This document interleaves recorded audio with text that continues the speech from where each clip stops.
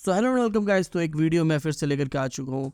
तो अगर आप इंडिया में रहते हो तो आपको पता है कि कल ही हमारे देश में बजट आई है, जो कि नई बजट अच्छी की पैंट टाइट है डीली कर देंगे, वो हम लोग आगे देखेंगे। लेकिन सबसे पहले तो हमारे मोहक मंगल भाई भी इस बारे में वीडियो लेकर के आए हैं, तो आज हम लोग उस पर रिएक्ट करने जा रहे हैं। काफ़ी सारे लोगों ने यूट्यूब पे इस बारे में वीडियो लाया है, लेकिन मुझे पर्सनली मोहक मंगल की जो पॉइंट ऑफ व्यू वो थोड़ी अच्छी लगती है। तो चलिए हम लोग स्टार्ट करते हैं। मूड खराब हो गया क्योंकि एक तो इनकम टैक्स में ज़्यादा चेंज नहीं किया गया, उसके अलावा स्टॉक मार्केट में कई और टैक्सेस बढ़ा दिए गए। ये तो वीडियो अभी आने वाली है, क्योंकि वो सरकार जिसने कहा था मैक्सिमम आगे बढ़ाता हूँ। क्या असर पड़ेगा हमारे देश पर। चलिए अब बजट के बारे में डिस्कस करने से पहले सबसे पहले कॉन्टेक्स्ट समझ लेते हैं कि हमारी इंडियन इकोनॉमी की सिचुएशन है क्या, क्या दिक्कत है हमारी इकोनॉमी की। अगर आपने इकोनॉमिक्स पढ़ी है तो आपको पता होगा कि जीडीपी में 4 चीजें होती हैं: कंजम्पशन, इन्वेस्टमेंट, गवर्नमेंट स्पेंडिंग और नेट एक्सपोर्ट्स। और इंडियन इकोनॉमी में मेन दिक्कत है कंजम्पशन की, यानी कि हमारे देश में लोग खर्चा नहीं कर रहे। खर्चा भला वो क्यों नहीं कर रहे? क्योंकि वो कमाएंगे तब ना। और इसकी वजह से कई मेन तो पहले ये दिक्कत है। मैं आपको एक एग्जांपल देता हूँ। पिछले कुछ सालों में इंडियन कंपनीज ने थप्पड़ फाड़ के पैसा कमाया। 2018 और 2022 के बीच 5000 लिस्टेड कंपनीज की नेट सेल्स 52% तक बढ़ी है और नेट प्रॉफिट 187% तक। और इन कंपनीज ने हमारे देश में भाई की ये चीज़ अच्छी लगती है मुझे कि ये बहुत आराम से धीरे धीरे बताते हैं। धूप राठी और इनमें ये चीज़ कॉमन मुझे लगती है कि आराम से स्थिरता से बताते हैं। ऐसे नहीं हड़बड़ा करके सिर्फ फुटेज ला करके पार कर दे रहे, ऐसा नहीं। पैसा कमाया कैसे? मेनली अमीर लोगों से। जैसे बाटा जो एक अफोर्डेबल जूते की ब्रांड है, 4 सालों में उनकी सेल्स 20% तक बढ़ी है। जबकि मेट्रो जो एक प्रीमियम ब्रांड है जूतों की, उसकी सेल्स दोनों ही ब्रांड टक्कर की है। इसके बारे में मैंने इस वीडियो में बात भी करी थी कि कैसे कई कंपनीज का फोकस बस कुछ ही शहरों में, क्योंकि उधर ही पैसा है। जैसे जोमेटो से ही पूछ लो, जोमेटो के 5% कस्टमर्स उनके 45% ऑर्डर्स के लिए जिम्मेदार है। अब ये कंपनीज अच्छा खासा पैसा कमा तो रही हैं, पर उन्होंने अपने प्रॉफिट्स इन्वेस्ट नहीं करे। क्यों? क्योंकि उनको डर है कि इन्वेस्टमेंट करने के बाद उनको पैसा मिलेगा नहीं। क्योंकि अमीर लोगों की भी एक लिमिट है हमारे देश में। अगर आपने उन सबको बेच दिया अपना सामान, उसके बाद कहाँ जाओगे? इसी के बारे में इंडिया के ex chief economic adviser Arvind Subramanian ने बात करी थी, जब उन्होंने कहा कि मोदी नॉमिक्स ने इन्वेस्टमेंट इंक्रीज नहीं करी हमारे देश में। कंपनीज इन्वेस्ट तभी करेंगी जब उनको विश्वास होगा कि लोग एक्चुअली पैसा खर्च करेंगे और उनका सामान खरीदेंगे। तो हमारी सरकार को इस बजट के जरिए मेनली एक चीज करनी थी, उनको डोमेस्टिक कंजम्पशन बढ़ाना था, जो हो सकता है 2 चीजों से। पहला है कि जिसके पास पैसा है आप उनको कुछ और कारण दो कि वो अपना पैसा खर्च करें, और दूसरा कि जिनके पास पैसा नहीं है आप उनको नौकरियां दो ताकि वो आगे जाके अपना। देखिए बात तो यहाँ पर बिल्कुल सही बोल रहे हैं कि यहाँ पे तो ज़रूरत सबको होता है, लेकिन जिसके पास पैसा है ही नहीं वो कैसे खरीदेंगे? रोज़गार है ही नहीं हमारे देश में। और सही बात है, ये भी मुझे ऐसा लगता है कि सब कहते हैं कि रोज़गार नहीं है। मुझे ये भी लगता है कि आजकल सबके पास स्किल भी बहुत कम होते जा रहे हैं, मुझे ऐसा लग रहा है। हाँ, ऐसा नहीं कि पढ़े लिखे लोग नहीं है, पढ़े लिखे लोग को तो जॉब नहीं मिल रहा है, वो तो छोड़ दीजिए। लेकिन ऐसा हमको लग रहा है कि आजकल लोग इस चीज़ के लिए भी कुछ काम नहीं सीख रहे, फिर कुछ काम नहीं कर रहे, फिर पढ़ाई नहीं कर रहे, कि उन्हें ऐसा मतलब माइंड सेट भी हो गया है कि उन्हें जॉब नहीं मिलेगी। ऐसा लगता है मुझे। पैसा खर्च करें। अब क्योंकि आप कॉन्टेक्स्ट समझ गए हमारी प्रॉब्लम्स का, अब देखते कि सरकार ने ऐसा करने की कोशिश करी भी या फिर नहीं। अब अगर आप एक बिजनेस ओनर हो तो आपने ज़रूर बजट देखा होगा। पिछले कुछ वीडियोस में मैंने आपको ओडू के बारे में बताया। ओडू एक all in one management software ना प्रचार नहीं भाई, ये चीज़ अच्छी नहीं लगती मुझे। और ये इवेंट बिल्कुल प्रचार नहीं भाई। 2 चेंजेस जरूर करी गई। पहली बात, नई इनकम टैक्स रजीम में स्टैंडर्ड डिडक्शन कम कर दी गई। स्टैंडर्ड डिडक्शन बेसिकली वो अमाउंट होता है जो आप अपनी इनकम से हटा सकते हो, जिस पर आपको बिल्कुल भी इनकम टैक्स नहीं देना हो। तो वो बढ़ा दिया गया 50,000 से लेकर 75,000 तक। इसके बाद कई इनकम टैक्स स्लैब्स भी चेंज कर दिए गए हैं। तो इससे फायदा क्या मिलेगा लोगों को? बहुत कम। As a result of these changes, a salaried employee in the new tax regime stands to save up to 17,500 rupees in income tax. New tax regime के तहत मैक्सिमम बेनिफिट आपको 17,500 रुपए का मिलेगा, और ओल्ड टैक्स रेजिम में कोई change नहीं किया गया तो आपको कोई फायदा नहीं मिलने वाला। कई बार प्राइवेट कंजम्पशन बढ़ाने के लिए हाँ, मतलब ऐसा क्यों होता है कि ये लोग जब भी बजट लाते हैं उसमें हम लोग ऐसा लगता है कि हम लोग सब कुछ नुकसान ही हो रहा है, या फिर ऐसा ये लोग शो करते हैं। लेकिन नहीं, हमको ऐसा लगता है, सही बात है कि लोग जब भी बजट लाए, जब भी लोग बजट लेकर के आते हैं, हमेशा हरदम मस्ता ही है, और कुछ ना कुछ मतलब कि हम लोग को नुकसान ही होता है। मतलब मिडिल क्लास पिस ही जाते हैं इस बीच में। कंज्यूमर्स का मूड भी मायने रखता है, पर अनफॉर्चुनेटली मूड खराब हो गया क्योंकि एक तो इनकम टैक्स में ज्यादा चेंज नहीं किया गया, उसके अलावा स्टॉक मार्केट में कई और टैक्सेस बढ़ा दिए गए। Short-term अलग gains अलग तरह का और on tax. certain financial assets shall henceforth attract a tax rate of 20%. Long-term gains on all financial and non-financial assets will attract a tax rate of 12.5%. जैसे शॉर्ट टर्म कैपिटल गेन्स गर्मी tax, बहुत है यार। जो उन assets पर देना पड़ता है जो आप एक साल से कम समय के लिए होल्ड करते हो, उसको 15% से 20% तक कर दिया गया। वाह। जबकि long term capital gains tax उन एसेट्स पर जो आप एक साल से ज्यादा होल्ड करते हो, उसको 10 से 12.5% कर दिया गया। अब कई हमेशा investors बढ़ता ही naturally है। खुश नहीं है। इसके अलावा सिक्योरिटीज ट्रांजैक्शन टैक्स फ्यूचर्स और ऑप्शंस पर भी बढ़ा दिया गया है। अब लोग ऑब्वियसली गुस्सा है ऐसे चेंजेस से, पर अगर आपने रीसेंट स्टेटमेंट्स पढ़ी हैं सेबी की या फिर फाइनेंस मिनिस्ट्री की, तो ये इतना सरप्राइजिंग नहीं होना चाहिए। इसके बारे में मैंने एक रीसेंट वीडियो में बात भी करी थी। इनफैक्ट बजट के रिलीज होने के एक दिन पहले सरकार के इकोनॉमिक सर्वे ने कहा कि इंडियन मार्केट में ओवर फाइनेंशियलाइजेशन हो गई है, यानी कि इंडियन परिवार अपनी सेविंग्स को ज्यादा ही स्टॉक मार्केट में डाल रहे हैं। और यही अरे सरकार को भाई, डर तो था। उनको लगा तो है कि भाई ज्यादा ये चीज़ तो अच्छा है ना। अभी मतलब कितने परसेंट लोग होंगे? मुझे ऐसा लगता है कि कुछ ही परसेंट होंगे जो स्टॉक मार्केट में होंगे। अगर और अमेरिका को आप देख लीजिए, उसमें मतलब कितना ही ज़्यादा परसेंटेज आ गया है, और उनकी ग्रोथ आप देखिए। तो ये चीज़ अच्छा है ना भाई। तो ये चीज़ से सरकार को कैसे दिक्कत होगा? ज्यादा ओवर हीटिंग हो रही है स्टॉक मार्केट में।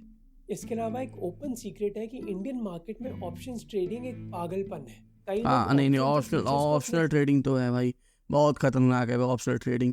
भाई लोग ऐसे ऐसे लोग हैं, मेरे खुद कितने सारे दोस्त हैं जो कि वही 9 बजे मार्केट खुला, 12-1 बजे तक का लखपति बन गए, और फिर 2-3 महीने बाद मिलो तो भाई कुछ पैसे हैं तो दे दीजिए, 5,000 तो दे भाई, 10,000 तो दे भाई।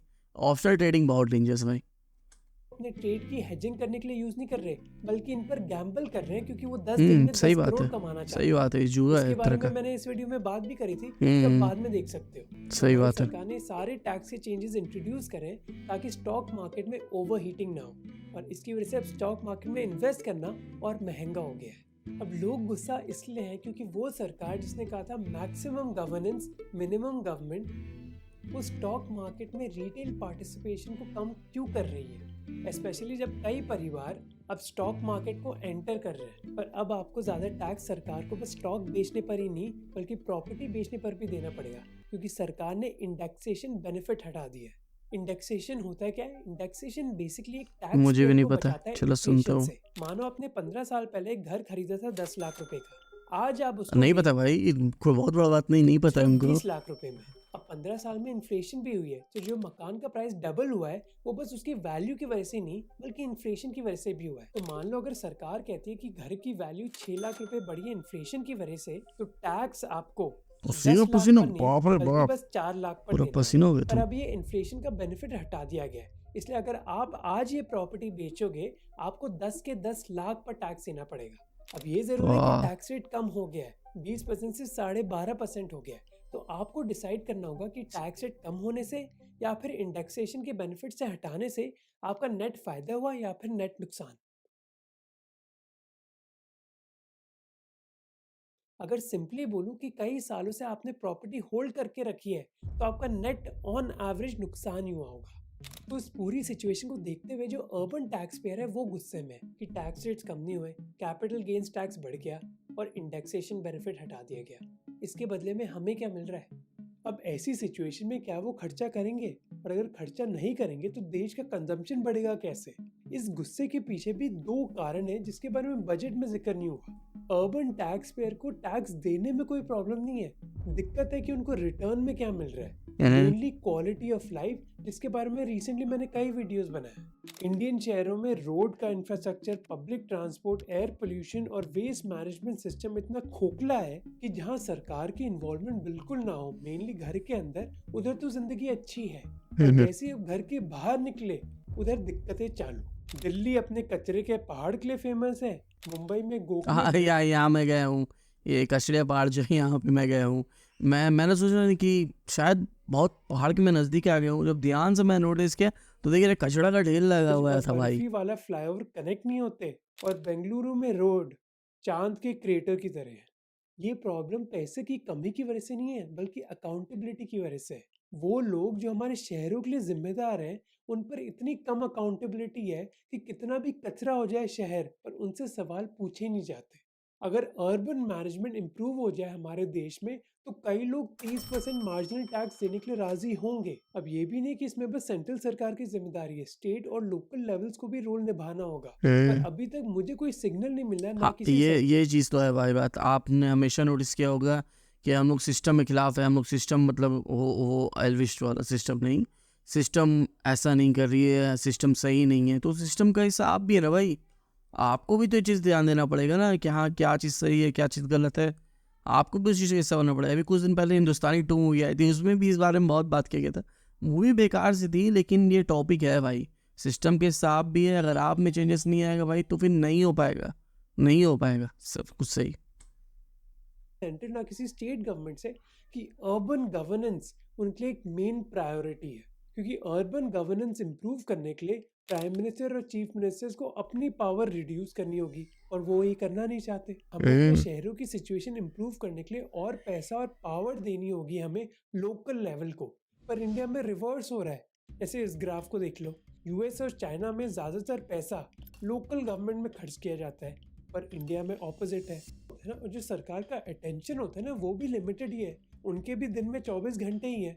अब अगर वो 24 घंटे इस पॉलिसी को डिसाइड करने में जा रहे हैं कि क्या किसी मुस्लिम धीरानाथ यादव। दुकानदार को अपना नाम बाहर लिखना चाहिए या फिर नहीं, तो उसका मतलब है कि अर्बन गवर्नेंस ये इशू भी भाई कुछ दिन पहले नोटिस किए थे। कालू खान सन ऑफ अब्दुल, अपना नाम ये चीज़ बाहर भी हम लिखना देखे थे। चाहिए या फिर नहीं, तो उसका मतलब है कि अर्बन गवर्नेंस इश्यूज पर ध्यान दिया ही नहीं जा रहा, क्योंकि ऐसी आइडेंटिटी पॉलिटिक्स अच्छा आपको इस बारे में क्या लगता है कि ये सही है गलत है? मैं समझ रहा हूँ इस बारे में, इस बात को मैं समझ सकता हूँ कि हाँ मतलब कि शायद हो सकता है कि कुछ श्रद्धालु जो कि वहाँ पे राम मंदिर या फिर वहाँ पे आसपास जो भी आपका धार्मिक स्थल है वहाँ पे आने के लिए मुस्लिमों से ना खरीदे। मुझे तो यही लगता है कि इसी चीज़ के लिए ऊपर है, लेकिन क्या सही है ये? आपको ऐसा लगता है? ये तो मतलब कि सीधा सीधी बांटने वाला बात हुआ ना भाई, सीधा। वोट तो मिल जाता है, पर शहर इंप्रूव नहीं होते। अब कैसे सरकार इंप्रूव ने हुआ जरूर भाई ऐसा सोच अर्बन में? इंफ्रास्ट्रक्चर की अपनी बजट में बात करी। जैसे उन्होंने कहा कि वो शहर को ग्रोथ हब्स बनाना चाहते हैं, बेहतर वैसे ट्रांसपोर्टेशन नहीं से। बने भाई ग्रोथ फिर हब्स। उन्होंने ये भी कहा कि वो 100 बड़े शहरों में वाटर सप्लाई, सीवेज ट्रीटमेंट और waste management improve mister P. करेंगे। अब अनाउंस करना अच्छा कदम है, पर आसान कदम है। सर मुश्किल होगा एग्जीक्यूट करना, और यही उसी बात। से डिसाइड हो पाएगा कि टैक्स पेयर को अपने रिटर्न में कुछ मिल भी रहा है या फिर नहीं। दूसरा कारण जिसकी वजह से अर्बन टैक्स पेयर इतना गुस्सा है, वह है कि सैलरी क्लास पर तो टैक्स है, पर एग्रीकल्चरल इनकम पे कुछ नहीं। ऐसा क्यों? और ये सवाल पूछना सही भी है। कुछ साल पहले एक आरटीआई से पता चला था कि जहां एग्रीकल्चर में ग्रोथ तो 3 से 5% हो रही है हमारे देश में, पर एग्रीकल्चरल इनकम जो डिक्लेयर करी जा रही है टैक्स अथॉरिटीज को, वो जीडीपी से 20 गुना ज़्यादा है। तो यानी कि लोग इस सिस्टम को मिसयूज कर रहे हैं ताकि उनको टैक्स ना देना पड़े। इसी वजह से राजू अवस्थी, जो वर्ल्ड बैंक में एक स्पेशलिस्ट है, उन्होंने कहा हमें अमीर फार्मर्स को टैक्स करना चाहिए, जैसे उन किसानों के जिनकी 10 हेक्टेयर से ज़्यादा ज़मीन है। टैक्स तो इनकम की बेसिस पे नियम होना तो इसमें भी चाहिए, लागू चाहे वो होना चाहिए। एग्रीकल्चर से है या बात फिर तो कहीं सही और है। से। पर कुछ क्रिटिसिज्म ज़रूर है जिससे मैं बिल्कुल अग्री नहीं करता। आजकल सोशल मीडिया पर स्पेशली एक फैशन हो गया सभी के लिए अपने आप को मिडिल क्लास बताना। इसीलिए जो ड्राइवर गाड़ी चला रहा है वो भी अपने आप को मिडिल क्लास मानता है, और जो बॉस पीछे बैठा हुआ है वो भी। जबकि एवरेज मंथली सैलरी इंडियन शहरों में बस 20,000 है, पर वो भी जो 2 लाख कमा रहा है अपने आप को मिडिल क्लास बुलाता है। एक चीज़ जो हमें रियलाइज़ करनी चाहिए वो है कि 1991 के रिफॉर्म्स के बाद उल्टा हमारी इकोनॉमी ने फेवर किया है अर्बन एलीट को। इसी वजह से सॉफ्टवेयर इंजीनियर्स तो अच्छा खासा पैसा कमा रहे हैं, क्योंकि हमारी सरकारों ने सर्विस इंडस्ट्री पर ज़्यादा फोकस किया और ना कि मैन्युफैक्चरिंग पर। इसी वजह से मुझ जैसे लोगों का तो फायदा हुआ है, पर वो लोग जो एक्चुअल मिडिल क्लास है लेकिन ये बात है कि हम बोल रहे कि सरकार इस चीज़ में हेल्प तो किया, लेकिन मुझे ऐसा लगता है कि गवर्नमेंट सेक्टर से ज़्यादा प्राइवेट सेक्टर ज़्यादा इस चीज़ के लिए मतलब कि ग्रोथ में उनका ज़्यादा हाथ है। आपका क्या कहना है? फैक्टरिंग के जरिए अच्छी खासी जॉब्स मिल सकती थी, उनको फ़ायदा नहीं हुआ है क्योंकि सर्विस इकोनॉमी में अंग्रेजी की ज़रूरत होती है और कंप्यूटर्स की, जो उनको स्किल्स नहीं सिखाए गए। अगर हम इस मिडिल मैंने कहा था ना स्किल्स, यही बात मैं कह रहा था कि स्किल्स बहुत ज़रूरी है भाई, स्किल्स बहुत ज़रूरी है कि अगर आप अपना स्किल में इम्प्रूवमेंट नहीं लाएंगे ना, आजकल तो लोग इस चीज़ के लिए भी नहीं सीखते ना स्किल, कि उनको लगता है कि जॉब नहीं मिलेगी, बात क्लियर है कि जॉब नहीं मिलेगी, वो इस मान के बैठे हैं। अगर भाई गवर्नमेंट नहीं दे रही तो कोई बात नहीं, प्राइवेट सेक्टर है भाई, प्राइवेट सेक्टर बहुत ज़्यादा है लोग है प्राइवेट सेक्टर में। क्लास के डिबेट को साइड में रख दे। इस बजट की वजह से मोदी सरकार और अर्बन एलिट जो उनके कोर सपोर्टर्स हैं, उनके बीच में ट्रस्ट कम हो गया है कि हम टैक्सेस दें और हमें रिटर्न में क्या मिल रहा है, जिसकी वजह से ये कहना कि कंजम्पशन इंडिया का बढ़ेगा या फिर नहीं कहना मुश्किल है। अब आते हैं दूसरे रास्ते पर कंजम्पशन बढ़ाने के लिए, वो है उन लोगों को नौकरियां देना जिनके पास नौकरियां नहीं है। अब नौकरियों के लिए सरकार ने कई अनाउंसमेंट्स करे, भाई, जैसे एक स्कीम हमारी बारी आई। बेनिफिट ट्रांसफर करेगी 1 महीने की सैलरी 3 इंस्टॉलमेंट्स में उन लोगों के लिए जो वर्कफोर्स में नए हैं, और फाइनेंस मिनिस्टर ने कहा कि इससे 2 करोड़ से ज्यादा नौजवानों को फायदा मिलेगा। फिर उन्होंने एक और स्कीम के बारे वही में बात कही जहाँ top भाई, कहना आसान है, एक्सिक्यूट करना मुश्किल। 500 कंपनीज में अगले 5 सालों के दौरान 1 करोड़ लोगों को इंटर्नशिप दी जाएंगी। 1 करोड़ लोगों के लिए अगले 5 सालों के दौरान 500 टॉप कंपनीज का मतलब है कि हर कंपनी को हर साल कम से कम 4000 लोगों को इंटर्नशिप देनी होगी। क्या ये फीजिबल है? अब जॉब्स और स्किलिंग पर फोकस करना सही चीज है, पर असली टेस्ट होगा जब एग्जीक्यूशन होगी इस चीज की। वही चीज फाइनेंशियल इंसेंटिव से बस कोई कंपनी 4000 लोगों को इंटर्नशिप देगी नहीं दे सकती है भाई, मुमकिन ही नहीं है भाई। जब उनके बेनिफिट में होता है, हाँ, जब कंपनी ग्रो हो रही होती है। कंपनी ग्रो होगी तो ही वो नए नए को अपॉर्चुनिटी देगी, नए नए को इंटरव्यू लेगी, वरना वो लोग तो छाटना स्टार्ट कर देते हैं। अब अगर कंपनी का रेवेन्यू नहीं बढ़ रहा तो वो इंटर्नशिप भी नहीं देंगी। पैसे की वजह से वो इंटर्नशिप नहीं दे रही, बल्कि इकोनॉमिक कंडीशंस की वजह से वो नहीं दे रही। तो सरकार के लिए बेहतर होगा कि वो जॉब्स बढ़ाने के लिए इंफ्रास्ट्रक्चर को इम्प्रूव करे, रेगुलेशन को कम करे और लो वैल्यू मैन्युफैक्चरिंग को प्रमोट करे, क्योंकि लो वैल्यू मैन्युफैक्चरिंग एक लौता तरीका है जहाँ जूते और टी शर्ट्स बनती है, जिससे हम करोड़ों लोगों को नौकरियां दे सकते हैं। बहुत सारे लोग करते भी है भाई। आइडियाज देखने को नहीं मिले जिससे हमें लगे कि जॉब सिचुएशन तो हम जैसे मैं जमशेदपुर से हूँ, जमशेदपुर टाटा नगर बहुत फेमस तो नहीं है, फिर भी आप लोग जानते होंगे टाटा जी के नाम से, जमशेद जी टाटा के नाम से। यहाँ पे इतनी सारी कंपनी है, इतनी सारी छोटी छोटी कंपनी, इतने सारे छोटे छोटे कारखाने हैं ना, वहाँ पे बहुत सारे लोग हैं, लेकिन वो लोग 12-12 घंटे खटते हैं, लेकिन सैलरी उनकी आप सुनेंगे ना तो आप आश्चर्य में पड़ जाएंगे। 350 से 400 12 घंटे के, मतलब ये सब चीज़ के ऊपर भी ध्यान देना चाहिए सरकार को। बहुत बदलने वाली है देश की। इसलिए रोहित लांबा जो इकोनॉमिस्ट हैं, उन्होंने लिखा कि इस बजट में फंडामेंटल स्ट्रक्चरल चेंजेस का कोई विजन ही नहीं था। इसलिए कई लोग का मानना है कि उनकी कन्विक्शन कम है कि अब इस बजट की वजह से हमारा कंजम्पशन बढ़ेगा। उनका कहना है कि मोदी सरकार ने कोई नई चीज नहीं करी, उन्होंने बेसिकली उन्हीं चीजों पर फोकस किया जिन पर उनका पहला फोकस है, और क्या, जैसे इंफ्रास्ट्रक्चर। मोदी सरकार ने वादा किया है कि वो एक रिकॉर्ड 11 लाख करोड़ यानी जीडीपी का 3.4% इंफ्रास्ट्रक्चर पर खर्च करेंगे, और ऐसा फोकस हमने पिछले 8 सालों के दौरान भी देखा। वो तो आप हर साल ही जितना भी जब भी आता बजट यही सब में हमेशा क्योंकि फोकस रहता है। वही कोएलिशन पार्टनर थे जिनकी वजह से वो सरकार बना पाए। इसकी वजह से कई लोग बोल रहे कि ये बजट तो आंध्र प्रदेश और बिहार का इंफ्रास्ट्रक्चर बजट हुआ। जैसे सरकार ने ऐलान किया कि वो 26,000 करोड़ रुपए बिहार के रोड नेटवर्क के लिए खर्च करेंगे, और हमारे झारखंड के लिए बक्सर जैसे एक्सप्रेसवेज बनाएंगे, और बक्सर में गंगा पर एक 2 लेन ब्रिज भी बनेगा। बस हम आशा यही कर सकते हैं कि इस बार सरकार कम से कम ढंग का कॉन्ट्रैक्टर चूज करे, और ऐसा नहीं।